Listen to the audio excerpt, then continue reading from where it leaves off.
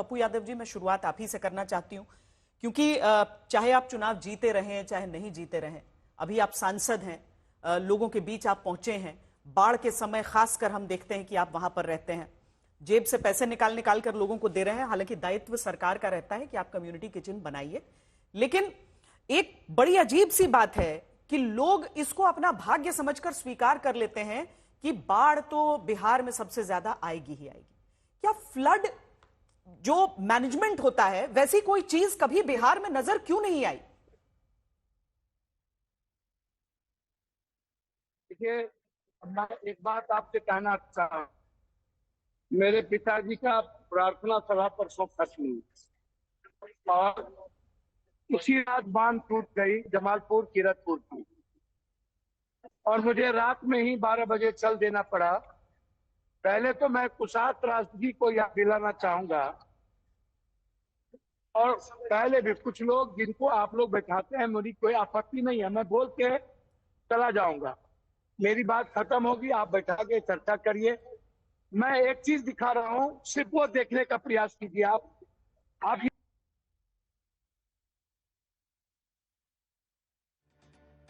जहां पर पप्पू यादव इस समय हैं वहां पर आप समझ सकते हैं कि बाढ़ प्रभावित इलाका है और नेटवर्क की दिक्कत वहां पर है, इसीलिए वो तस्वीरों का और आवाज का संपर्क टूटा है। लेकिन ये दिन के समय की वो तस्वीरें हैं जब अलग अलग क्षेत्रों में वहां पर पहुंच के वो वहां का हाल ले रहे हैं। लेकिन इसकी नौबत क्यों आनी चाहिए? धनंजय गिरी जी, सब अभी मैं राहत बचाव की बात ही नहीं करना चाहती हूं, वो सारी चीजें सेकेंडरी आती हैं। मुझे तो याद आता है जब मैं छोटी थी, उस समय कभी पटना से मोकामा की तरफ जाओ क्योंकि पटना के ऊपर खतरा हो गया है, मोकामा पर खतरा हो गया है, कभी मुजफ्फरपुर पर हो गया है, बाढ़ आ जाती थी, स्कूल नहीं जा रहे हैं, लगता था नियति है। कभी उस छोटे मन में, मतलब उस बचपन में मैं सोच नहीं पाई ये चीज। सरकारें बदलती रही हैं वहां पर, जगन्नाथ मिश्रा की सरकार आई, कांग्रेस का शासन रहा, नीतीश कुमार रहे, उससे पहले लालू यादव, राबड़ी देवी, सब रहे। कभी मैंने ये नहीं देखा कि बिहार में बाढ़ प्रबंधन के लिए कुछ किया जाए, आखिर क्यों नहीं? और अगर किया गया है तो मैं चाहूंगी कि आप और जेडीयू के जो हमारे प्रवक्ता हैं, साथी हैं, वो बताएं कि क्या किया है आप लोगों ने पिछले इतने सालों में। श्वेता जी, 2007 से बाढ़ एक प्राकृतिक आपदा है, लेकिन सरकार पूरी तरह से सजग और तैयार है। आप जो दिखा रही हैं उसमें देखिए एनडीआरएफ और एसडीआरएफ किस तरह से दोनों मिलकर के लोगों को राहत और बचाव कार्य कर रही है। माननीय मुख्यमंत्री इसका निरीक्षण भी कर रहे हैं और जमीन पर कितना तेजी से काम हो रहा है। दूसरी बात, 2007 से 2012 तक 90 पुल पुलिया बनाए गए हैं बाढ़ से बचने के लिए और 240 किलोमीटर की ग्रामीण सड़कें बनाई गई इससे पड़ने के लिए। केंद्र सरकार ने पैकेज दिया, सरकार ने आपने देखा होगा कि जो नदियों को सिल्ट को हटाने का के लिए केंद्र सरकार से भी बात कर, उस पर लगातार काम चल रहा है। नमामि गंगे योजना के तहत नदियों के पेट को निकाला जा रहा है जिससे कि उनके बीच में पानी जमने का काम खत्म हो। 6000 नदियां हैं नेपाल में, उसमें से 1000 बड़ी नदियां हैं, उसमें से एक नदी ने इतना 6.61 लाख क्यूसेक वाटर छोड़ दिया, पानी छोड़ दिया, और ये आपदा 56 साल के बाद आई है। इतनी बड़ी मात्रा में पानी आने के बाद भी आप देखिए जान माल की क्षति को बचाया गया है, लोगों की असुविधा को रोका गया है, कहीं कोई परेशानी नहीं होने जा रही है, सुरक्षा मुहैया कराई जा रही है, स्थानांतरण लोगों का किया जा रहा है, उनको भोजन के पैकेट्स उपलब्ध कराए जा रहे हैं। इतनी बड़ी प्राकृतिक आपदा के बीच में सरकार सजग और सतत प्रयास कर रही है, जो वह बिल्कुल सरकार का कार्य स्तुत्य है। और ये सरकारी नहीं, ये सरोकारी कार्य है। बाढ़ एक प्राकृतिक आपदा है, इसके लिए सरकार और जन सामान्य वहां सांसद ही नहीं, एक एक व्यक्ति तैयार है, जनप्रतिनिधि की बात नहीं है, एक एक बिहारी इसमें अपने योगदान दे रहा है, अपनी भूमिका निभा रहा है, और लगातार जिस ढंग से चीजों को किया जा रहा है। और नदियों को, बड़ी नदियों को छोटी नदियों से जोड़ना, अटल बिहारी वाजपेयी ने कहा था कि सारे नदियों को आपस में अगर हम कनेक्ट करेंगे तो इस विपदा से बचेंगे। सरकार लगातार उस पर काम कर रही है और जिस ढंग से नदियों को जोड़ने का काम कर रही है, दुरूह कार्य है, ये श्रम शक्ति के का कार्य है, एक से दूसरे को जोड़ना। लेकिन आप नमामि गंगे कितनी बड़ी परियोजना जो सरकार की चल रही है और लगातार बिहार की तमाम नदियों को कनेक्ट करने की जो बात की जा रही है, इस यही कारण है कि आज जान माल की क्षति, नुकसान को बिल्कुल मिनिमाइज किया गया है, कम से कम हो सके इसकी कोशिश की जा रही है। आप देखिए पहले बाढ़ आती थी, जान माल का कितना क्षति होता था, जान का नुकसान शायद कम हुआ हो, लेकिन माल का नुकसान तो नहीं हुआ है। गंतव्य पर पहुंचाया जाए। नहीं, मैं सिर्फ ये जानना चाहती हूं कि एक परमानेंट सोल्यूशन प्रबंधन के लिए? देखिए, बिहार की प्राकृतिक परिस्थितियां ऐसी हैं कि वहां पर बाढ़ को पूरी तरीके से खत्म करना नहीं संभव है, लेकिन तटबंध का निर्माण, बांधों का कहां पर निर्माण हो रहा है, जिसको हम बाढ़ प्रबंधन कहते हैं, उसके लिए अगर नवल किशोर जी आरजेडी से भी पप्पू यादव ये पूछते हैं कि बताइए आपने क्या किया था जब आप थे, तो क्या गलत पूछते हैं?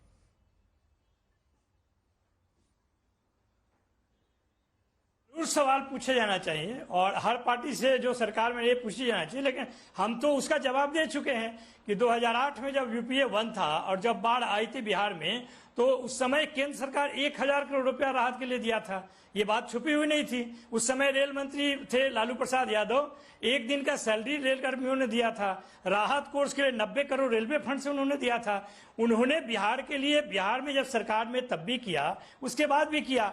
बताना तो चाहिए उनको न, जो सरकार में है। जब उनसे सवाल पूछते हैं तो वो तो बोल रहे हैं कि बांध भी चूहे खा जाते हैं, माने चूहों के कारण बांध भी टूट जाता है, शराब भी चूहे पी जाते हैं। सवाल तो बनता है जहां पर कि तमाम एक ही चीज जो चल रहा है और वो रेगुलर सोर्स ऑफ इनकम दोनों पार्टियों के लिए है, डबल इंजन के लिए है, वो है करप्शन। किस फील्ड में या किस एरिया में करप्शन नहीं है? आप बताइए। सिंपल है, जो एक उपाय किए जा सकते हैं तटबंधों को बांधने का, उसका भी पिछले 20 साल में नहीं कर पाए। और तमाम तरह के सहयोग, यूपीए 1 में सहयोग मिला।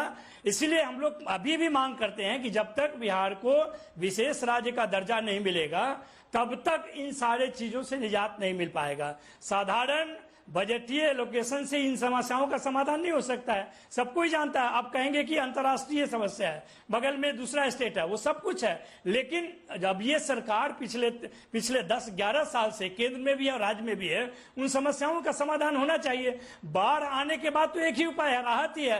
राहत कार्य तो हमारे पार्टी के भी दल के नेता लोग कर रहे हैं। चाहे वो सारण में आप देख लीजिए, रोहिणी आचार्य कर रहे हैं, चाहे हर जिला में अपना पार्टी के कार्यकर्ता और नेता सब लोग काम कर रहे हैं। वो एक अलग चीज है। लेकिन जब आपने सवाल पूछा कि इसके उपाय के लिए सरकार को काम करना चाहिए, तो बताना चाहिए पिछले 20 साल में उन्होंने क्या किया। हमसे आपने पूछा यूपीए 1 के समय में जो आपने भी तो राहत बचाव का पैकेज ही बताया ना, बाढ़ का आपदा उस समय भी आया था। नवल किशोर जी, आपने भी तो राहत बचाव का पैकेज ही बताया। मैं तो ये कह रही हूँ कि जब बाढ़ के बाद और अगले सीजन से पहले क्या काम हो रहा है राष्ट्रीय।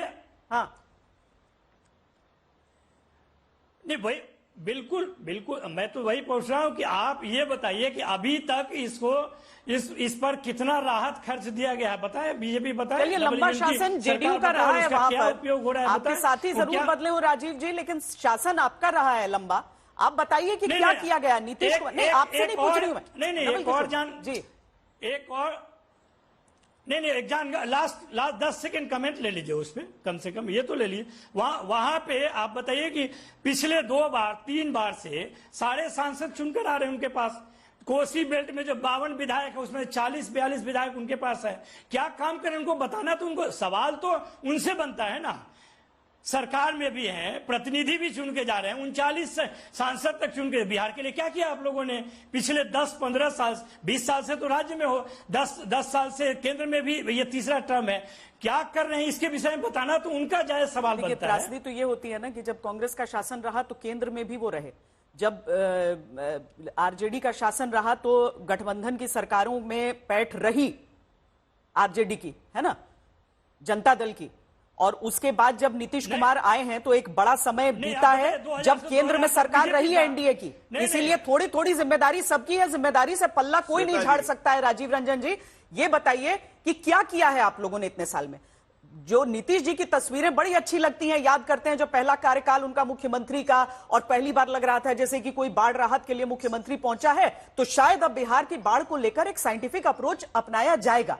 पर क्या हुआ फिर? देखिए, निसंदेह श्वेता जी, मैं आपकी बात से सहमत हूँ। साइंटिफिक अप्रोच की जरूरत है। बाढ़ प्रबंधन के जो भी वैज्ञानिक तरीके से उसके प्रबंधन की जो सोच है, अगर वो नहीं होती तो लगातार हम अंतर्राष्ट्रीय समझौता जो भारत सरकार और नेपाल सरकार के बीच है, उसमें बिहार को त्रिपक्षीय समझौते का एक हिस्सा बनाने की मांग नहीं करते रहे होते।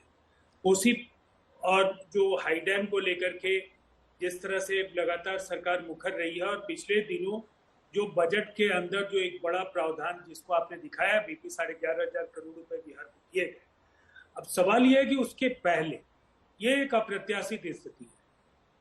ये आपने भी बार बार, मैं दोहराऊंगा नहीं इसलिए कि आपने भी कई बार इस बात को कहा कि 1968 के बाद इस तरह की त्रासदी, इस तरह के जल स्राव की स्थिति नहीं हुई, जहां 6.5 लाख से ज्यादा क्यूसेक वाटर वहां से रिलीज हुआ है। और निसंदेह लगातार बारिश होने के बाद हालात नियंत्रण के बाहर हुए हैं। लेकिन मैं एक बात जरूर कह सकता हूं कि इस बात को बीजेपी ने भी आपको कहा कि हमारी कोशिश है कि जानमाल की क्षति न्यूनतम हो, और जो प्रयत्न हम लोगों ने किए, जो हमारे पास जो जानकारियां हैं राहत को लेकर के, जो भी सरकार की ओर से एनडीआरएफ और एसडीआरएफ की जो 15-15 टीमें पहले से काम कर रही थी, फिर वाराणसी से 3-3 टीमें एनडीआरएफ और एसडीआरएफ की टीमें बुलाई गई, और साथ ही साथ वहां कम्युनिटी किचन जिसको लेकर के बातें कही गई, तो 127 सामुदायिक रसोई केंद्र जिसके जरिए 49,400 लोगों को, ये 30 तारीख तक का रिपोर्ट है,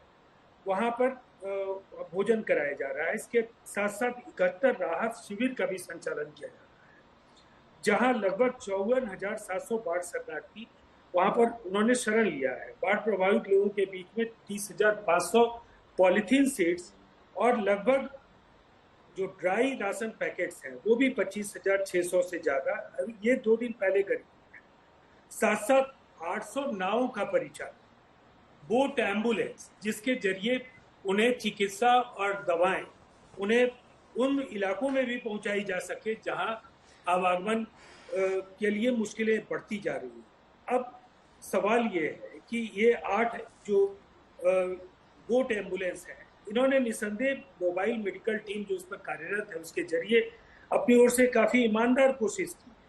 पशुओं के लिए भी पशु दवा और पशु चारा की पर्याप्त व्यवस्था वहां की जा रही है। और सबसे बड़ी बात क्या है कि इसमें गर्भवती, जो उस तरह की महिलाएं जिनको इस दौर में सबसे ज्यादा मुश्किलों का सामना करना पड़ रहा है, बच्चे, वृद्धजन, इन सबके लिए विशेष ध्यान देने का भी काम वहां किया गया है। ठीक है, कैंपों में सफाई से लेकर तमाम तरह की चीजें वहां पर इसको सुनिश्चित की जा रही है। अब सवाल ये है, देखिए एक बात बिल्कुल साफ है कि दल की ओर से भी एक एक पंचायत इकाई तक को ये निर्देश है कि वो केवल सरकारी राहत पर निश्चिंत निर्भर न करें, वो अपनी ओर से भी इन इलाकों में जाएं, जरूरत हो तो राज्य पार्टी मुख्यालय और जिला प्रशासन के संपर्क में रहें, जिससे ज्यादा से ज्यादा मानव बल भी हम इस आपदा से निपटने में हम राज्य को उपलब्ध करा पाए। हमारी कोशिश है इस आपदा को नियंत्रित करने में जो भी प्रयत्न हो सकता है, राज्य सरकार, केंद्र सरकार की भी मदद मिल रही है, हम सब लोग मिलकर करेंगे। लेकिन अस्थायी समाधान निसंदेह जब तक ये हाई डैम्स नहीं बने तो इसका अस्थायी समाधान नहीं है। इसको बेहतर तरीके के प्रबंधन के जरिए जितना न्यूनतम इस नुकसान को हम कर सकते हैं, उसकी चेष्टा हमारी ओर से ईमानदारी के साथ हो रही है। अजय उपाध्याय जी, दोनों लोग जो बात कर रहे हैं अभी, प्रवक्ता साहब राजीव रंजन जी, अस्थायी समाधान क्यों नहीं है? आप जरा बताइए ना, कितने जलाशय का निर्माण किया है, बड़े जलाशय का, जिसमें जल संरक्षित हो सके। अब तो जल जीवन मिशन भी चल रहा था, कई जगह पानी ही नहीं आ रहा है और इन पानी का हम उपयोग कर सकते थे।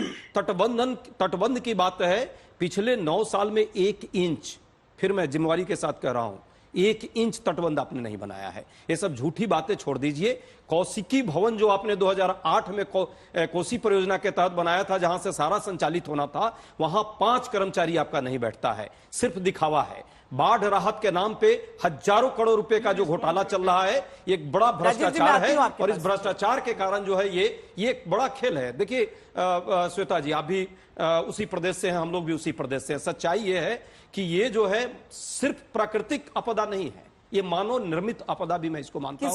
इस हिसाब से कि ये तटबंध की जो मरम्मत सुरक्षा होनी चाहिए थी, समय पर जो नदियों का गाज जो निकलना चाहिए था, इतने साल में सीवेज ट्रीटमेंट प्लांट जहां पर नहीं बना है, नहीं कुछ वहां पर कौन सी पार्टी किसको क्या बोलेगी? बिहार की जनता तो सबसे जवाब चाहती है इन सारी चीजों का। कोई पार्टी नहीं, 17 साल से लोग हैं और डबल इंजन की सरकार 10 साल से है। मोदी जी तो इसी के नाम पे कई बार चुनाव वहां लड़ लिए जाकर के कोसी से लेके, और मैं गंडक वाले क्षेत्र का हूं, चंपारण के क्षेत्र का, वहां पे कई बार चुनाव में, हर चुनावी भाषण में मोदी जी कहते हैं कि हम इस बार बाढ़ और नेपाल से हम वार्ता करेंगे। क्या जल वार्ता हुई एक बार? एक वार्ता इस संदर्भ में नेपाल से हुई हो? भारत सरकार का क्या इसमें कोई जिम्मेवारी नहीं है? केंद्र स्तर पर कोई इस पर काम नहीं होना चाहिए? जब इस तरह से बाढ़ आ जाता है तो राहत के नाम पे सिर्फ फोटो और रील बनाने की पॉलिटिक्स चल रही है। इससे निजात आना चाहिए।